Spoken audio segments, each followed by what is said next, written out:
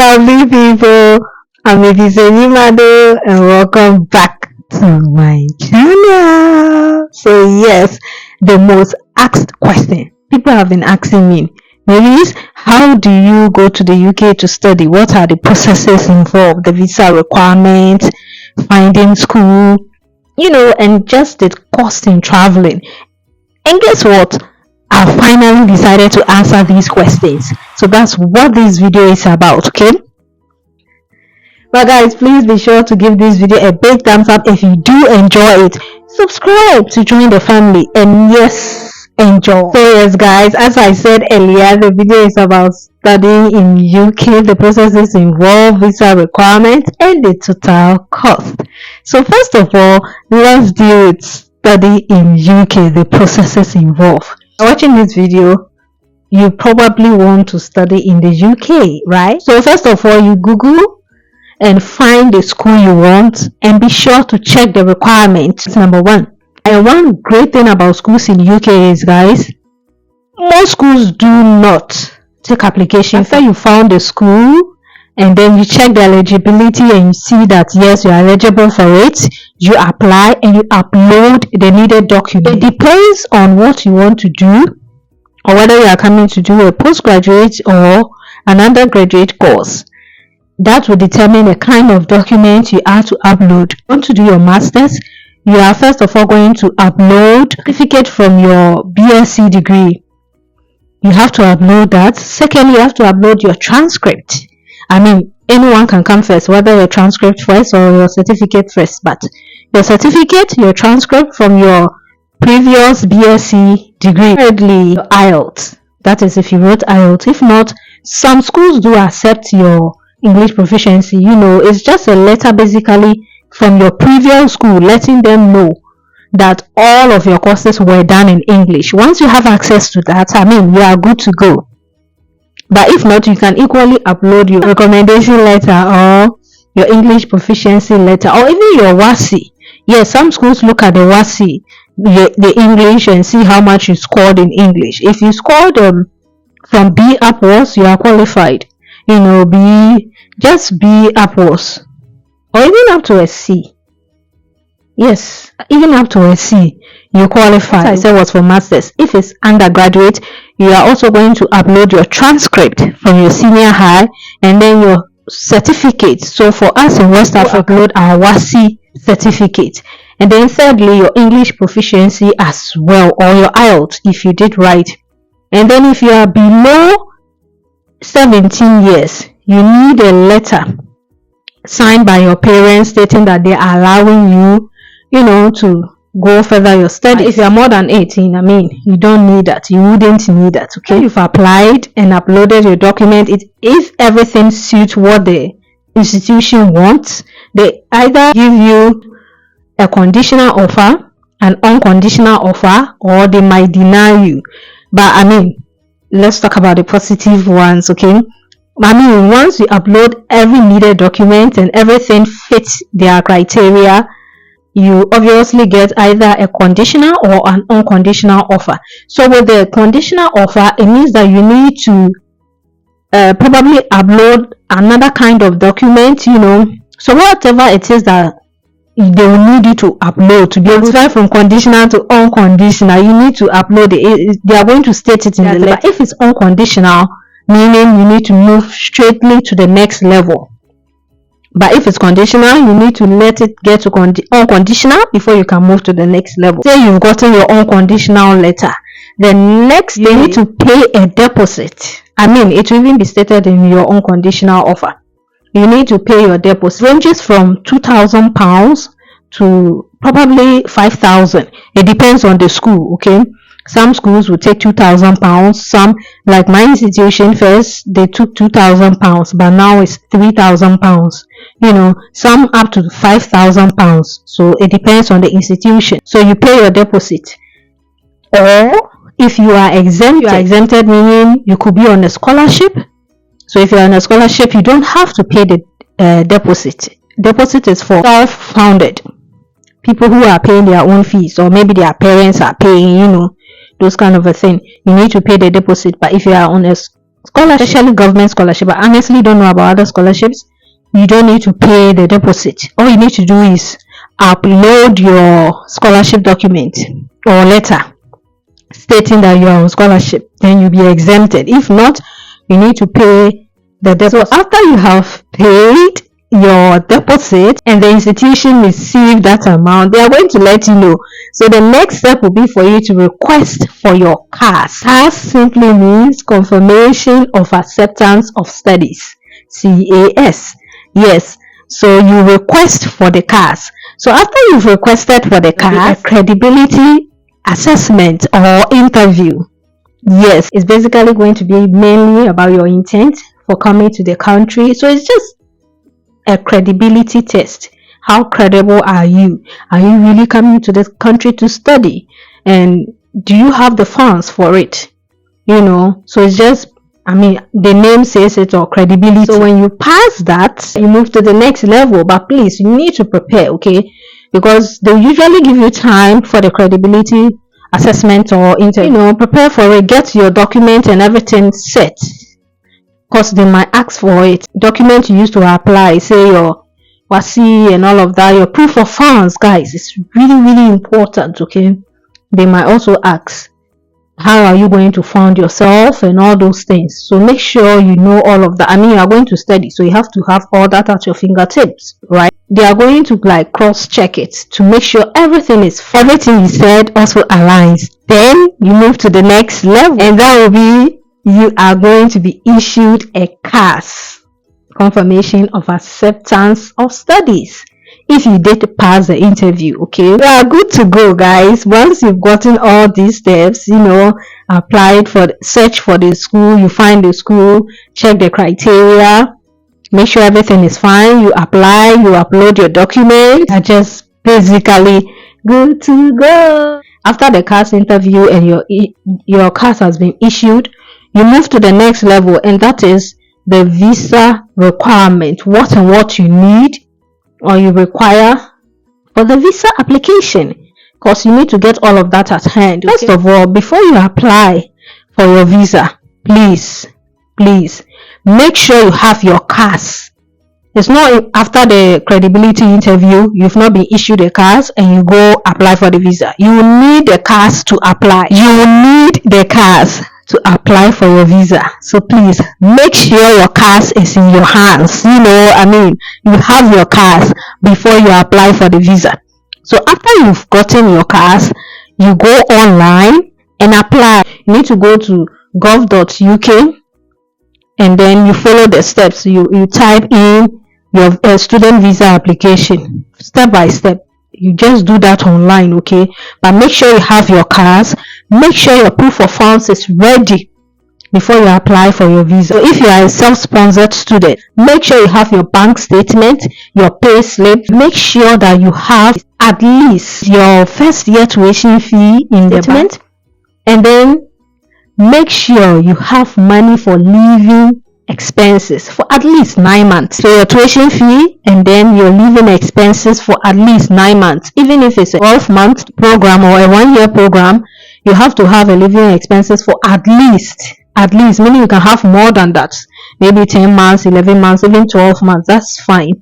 But you should have at least not less than 9 months of living expenses in the bank account, including your tuition fee. So you just convert it to your local currency, whatever it is, make sure you have that amount comfortably sitting in your bank account before you apply. Is very, very important, because usually people are denied based on your proof of funds. You need to have enough funds, guys, because you are going to study, right? You need to pay tuition fees. You need to survive, as in paying rent, food. All of these things are important to enhance your studies, to make you comfortable enough to study. So you will need them. It's really, really important. Please make sure your proof of funds is ready. If you're also on a scholarship, make sure that your scholarship letter is ready. And your scholarship letter too should include your tuition and your living expenses if it's fully funded. If it's half, you have to top it up with a bank statement, basically. And the third point, make sure that you have your knowledge of English documentation ready. Yes, we all know UK is the mother of English. So if you are coming to the UK, make sure that you are able to read in English, write in English, speak in English, and understand English. It's very, very important, because how are you going to communicate? Even your lessons will be taught in English. So you can either come with your IELTS, if you've written the IELTS as an English test, or if you also have, we stated earlier, the recommendation letter stating that all of your courses, your previous courses you did, were all done in English. That shows or proves to the Home Office that, okay, then you understand English, because all of your courses were done in English. Then your WASSCE, once you passed English, say you got A in English, obviously you need to understand English, you need to know how to write, speak, read before you can get an A in English, right? Just a proof of the knowledge of English. Basically. The next thing you need to get at hand is your TB test. Yes, you need to do a TB test. You need to add it and upload it to your document that you upload for your visa application. So please make sure you do a TB test, okay? So in Ghana, it's not every, I don't know about the other African countries, but it's not every hospital or any hospital that you can go to do your TB test that it will be accepted. They have specific hospitals. If you go to gov.uk, everything is listed there. They have Wellness Ghana Limited. They have IOM. And I think 2 others or so, if I'm not mistaken. But go to gov.uk, TB test, and the country you are in. Everything will appear there. These 2 I mentioned, they are in Accra. So if you are within Accra, and even Wellness have a branch in Kumasi, if I'm not mistaken, all you need to do is just go to gov.uk and then type the TB test, your location. They will take everything will appear there for you. Then you go to the one that is closest to you. So Wellness is like $120 for adult from 11 years upwards, and then $50 for less than 11 years, and then IOM is $160 from 11 years upwards, and $60 for less than 11, like 11 downwards. But make sure you do your TB test in the recommended hospitals that UKVI or gov.uk recommended for you. Please don't go to any other hospital, say going to do it at, if you are in Ghana, going to do it at Kolobu, this and that. They might not accept it. They have specific hospitals that they want you to do it at. So please just follow and do it, okay? So after you have done all of this, also make sure that you have the fees, because there are some amount you pay. So after you've gone to gov.uk, you apply for the visa online. You need to pay an application fee. Yes, an application fee of £490. And then, guys, this second point, you need to pay a healthcare surcharge. The healthcare surcharge, the amount you depend on how long your visa will last. Okay, so for instance, if you are going to do your masters, usually masters in the UK is for a year, right? So meaning your visa is going to last for a year. So meaning your healthcare surcharge will be paid for a year. Yes. So this healthcare surcharge, the English is not English. So this healthcare surcharge, what you are going to use for your healthcare when you enter the UK. You are going to get sick. Nobody prays for sickness, but obviously you might get sick, because the fact that you are living from, say, Ghana to UK, from a hotter region to a cooler region, your body will try to adjust and you might fall sick. Sickness is something that you can't omit. So you might fall sick, and how are you going to be treated? So the healthcare surcharge is what is going to be used, So once you pay that amount and you get to the UK, if you don't pay, you won't even come in the first place. So once you pay and you get here, anytime you are ill, you'll be treated for free. Yes, you'll be treated for free. Just that dental and eye clinics, you are going to pay for those ones. The NHIS is not covering for that. So your healthcare surcharge is not covering for dental and eye clinics. Okay. But apart from these two, any other thing, you will be treated for free in this country. Okay. So please, it's very important whilst applying for the application. Like, I made a mistake, guys. I don't know what happened. I don't know, honestly. Once I was applying for mine, I didn't pay the healthcare surcharge. I knew I was supposed to pay. Probably when you tap on somewhere, it's supposed to take you to another link, another website to pay, and then you go back to continue your application. But I don't know what happened. What didn't happen? It didn't take me there. I just don't know, guys. But I didn't pay. Before they continued with my application, they emailed me that I need to pay. If I don't pay, they won't continue. So if you don't pay, please make sure you pay the visa application fee, which is £490 if you're outside the UK, and then a healthcare surcharge. For me, the healthcare surcharge, I pay £705. Yes, so as I said, it depends on the length of the course you are going to do. Oh, sorry, it depends on the length of your visa. So if your visa is for 2 years, meaning you are going to pay the 705 times 2. If your visa is for 3 years, 705 times 3.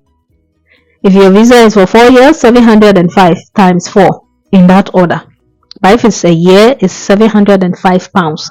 So that was what I paid. And after they emailed me and they told me that I have to pay that healthcare surcharge within 5 working days. If I don't pay it, my visa process, will be terminated. So I had to, the moment I received the message, quickly I followed the link and I went to pay. As I said, I don't know how come, but it was a mistake. Okay, so please, if you go online and you are applying, make sure you follow the procedures. Read carefully. Be careful. Whatever you are putting in, make sure it is the right thing. Okay, you don't need an agent to do that for you. Honestly, I did everything on my own from the beginning, from finding of my course, applying for my visa, till I got in this country. Everything, I did it by myself. So you can do it by yourself. Trust me, you don't need any agent. Just read it, follow the instructions, and you are good to go. Okay. Process involved in coming to the UK, guys, is very, very simple that we can all easily follow. After you've gotten all your documents, you've applied online for your visa, the next point is biometrics. You need to do your biometric. So you select, after you've paid everything, as I said, a TLC page will be open for you to go and book your appointment. Okay, so you go there, select the time that you have. You'll be able to book an appointment. There are so many dates and times available. You just go there, you book your appointment, and then you wait. Once your appointment date reaches, you go to the TLC in Accra, Movenpick. You get there, and then you do your biometric. After your biometric, you have 15 working days to get a reply from UKVI to know whether your visa has been approved or denied. But everybody that's watching this video, your visa will be approved. Okay, just follow the steps, make sure all your documents are ready and all of that. Okay? So after you've gotten all of this and you applied and you got your visa, congratulations for getting your visa. The next thing is you book a plane ticket. You need to book a ticket through an airport that is closer to wherever you are going. Guys, you know what happened to me? My university is in York, and then I booked a ticket through London. Whilst I could have booked a flight that would have landed me in Manchester. Manchester is very, very close to where I am, York. But instead, I used London, Gatwick. So I then had to sit in train for how many hours was it? 4 hours or so. 4 hours, if I'm not mistaken. Just imagine a day trip, no sleep, you finally arrived and you are now going to sit in train for 3-4 hours. Guys, can you imagine? So you don't need to be like me, book a flight ticket that is closer to wherever you are going to save yourself from that stress.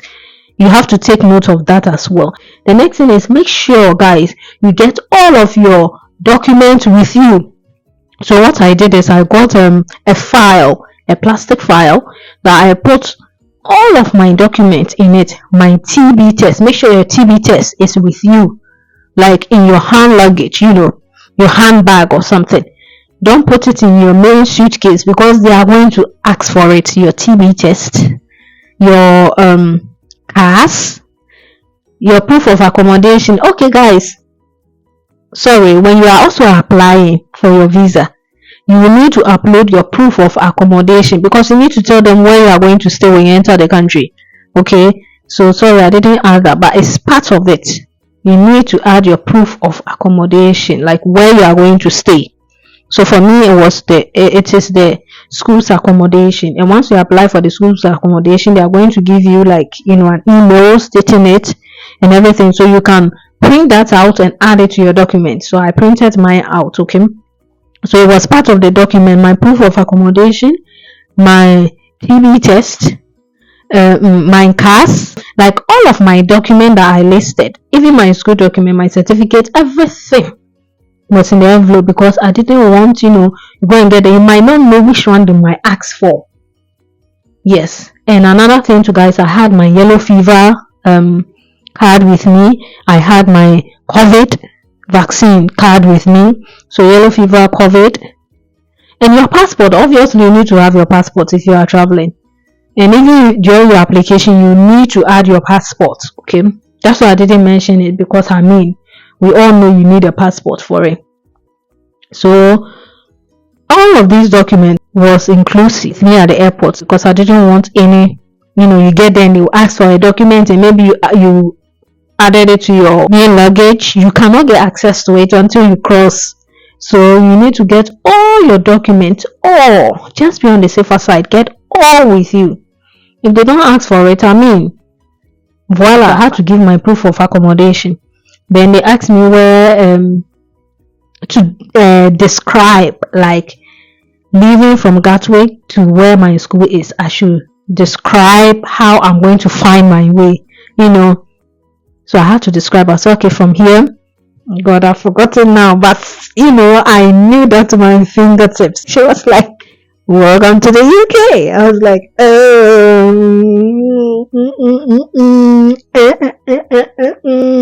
So yes guys, just get all your documents, because you never know, and then prepared, be able to tell them how to leave the airport to your house, or to wherever you are going to stay, your accommodation. Or sorry, try to book a flight ahead of time so that it will be cheaper for you. Okay, and usually in September, flight is usually expensive, because that's the time most schools opens in UK. So that's the time most students are traveling. So it is a bit high, ticket is a bit high. So if you start your processes early, if you book a bit earlier, it might be cheaper. But if you wait for last minute and you book, trust me, you might pay more. Like what happened in my case, I waited last minute. I booked for, I think, the following day or 2 days later. So it was like last minute, and you can imagine, and it was even a weekend.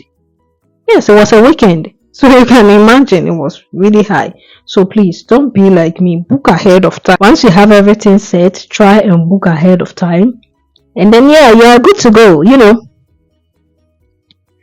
See you guys in my next video. Bye.